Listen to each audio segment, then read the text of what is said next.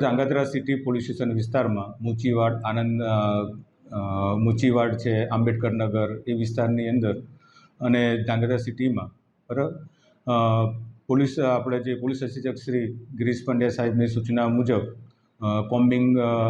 ધરવામાં આવેલું હતું, જેમાં એસઓજી, એલસીબી, પેરોલ ફલ્લો, નાસ્તા ફરતા squad, traffic, city police station, taluka police station અને ડિવિઝનના સ્ટાફ અને ડિવિઝન આપણે એસડીપીઓ શ્રી જીડી પુરોહિત સાહેબના માર્ગદર્શન હેઠળ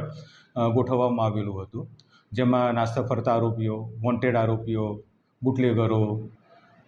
HSMCR, જાણીતા ગુનેગારો આ બધાને ચેક કરવામાં આવેલા. દરમિયાન ટ્રાફિક કામગીરી પણ કરવામાં આવેલી હતી, જેમાં 202 BNS કલમ 281 મુજબ 285